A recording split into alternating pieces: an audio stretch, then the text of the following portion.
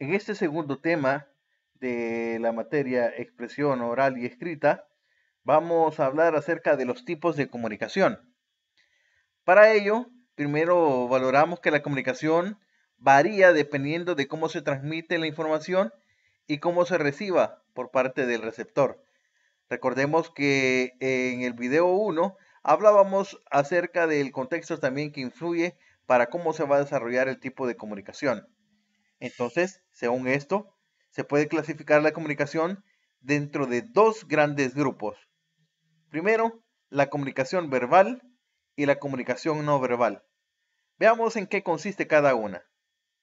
La comunicación verbal es aquella en donde el mensaje es verbalizado, es decir, que se utilizan las palabras, ya sea de manera oral y escrita. La comunicación no verbal, por lo contrario, es aquella en la que se da sin el uso de las palabras y lo hacemos de forma gestual, a través de miradas, a través de movimientos corporales, a través de lo que vemos en imágenes, en gráficos, entre otros. Entonces, la comunicación verbal utilizamos la palabra oral y escrita y en la comunicación no verbal valoramos los gestos, los símbolos, los signos para poder determinar este tipo de comunicación. Pero no es que haya una comunicación pura, es decir, solo verbal y solo no verbal. Sí la hay en ciertos momentos, pero muchas veces estos tipos de comunicación se utilizan simultáneamente a la hora de transmitir un mensaje. Es decir, que hacemos una comunicación mixta, en que en el momento en que estamos hablando, también estamos gesticulando, estamos haciendo señas, estamos haciendo algo, estamos mostrando un gráfico, etcétera. Entonces se da la combinación entre la comunicación verbal y no verbal. Aquí tenemos un gráfico en donde vemos las diferentes formas de cómo pueden generarse este tipo de comunicación. Entonces, cuando decimos que la comunicación puede ser verbal, es decir, que estamos hablando, que se utilizan las palabras y utilizamos las letras para la escritura, mensajes de forma gráfica. Y cuando hablamos de la comunicación no verbal, hacemos referencia a gestos, a imágenes conceptuales o hasta aún la misma utilización de sonidos como tal. Para ello tenemos este siguiente cuadro comparativo en donde vemos la comunicación verbal y no verbal. Definimos como comunicación verbal cuando utilizamos las palabras en el proceso de la transmisión de información entre un emisor y un receptor. Y la comunicación no verbal es cuando se hace uso de palabras para transmitir cuando no se hace uso de palabras para transmitir información del emisor al receptor. ¿Cómo puede ser entonces el tipo de comunicación verbal? Ya dijimos, oral y escrita. Es de ahí la importancia de esta materia, que hacemos énfasis en la parte de la palabra y en la parte escrita. Y la comunicación de tipo no verbal es cualquiera que no implique el uso de palabras.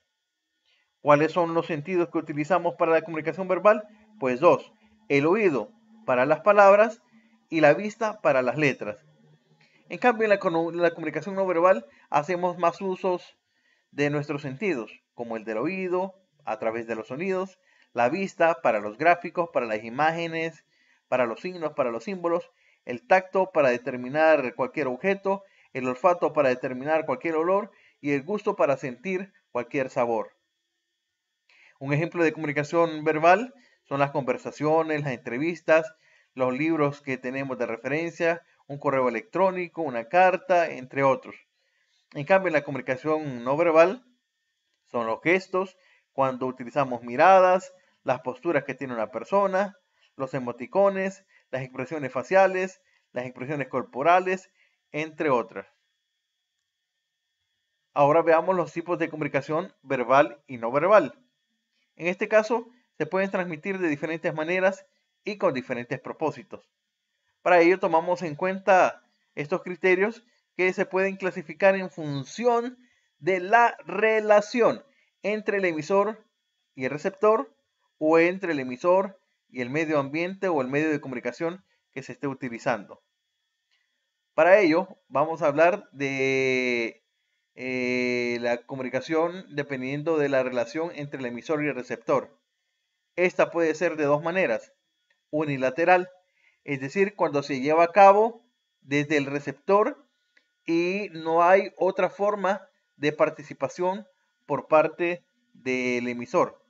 Ejemplo, cuando estamos en las señales de tráfico o los anuncios publicitarios, esta es en una sola vía. En este no hay una participación por parte del receptor, sino que solo se genera por parte de un emisor. Y bilateral es cuando hay una retroalimentación o hay una interacción entre el emisor y el receptor. Es decir, que ambos están fungiendo con este rol, primero de emisor y después de receptor y viceversa. Y esto sucede, por ejemplo, en una conversación cualquiera. Y la comunicación, dependiendo del medio de comunicación que tengamos, puede ser audiovisual, y este es cuando se incluyen los mensajes que se transmiten a través de los medios de comunicación audiovisual como el cine, la radio y la televisión. Pueden ser también de manera impresa, cuando tenemos de referencia cualquier tipo de comunicación o mensaje que se genere a través de los periódicos, la revista, los folletos, los afiches, los trípticos, entre otro cualquier material de forma gráfica. Pero también tenemos los medios digitales, que este es gracias a los nuevos recursos tecnológicos.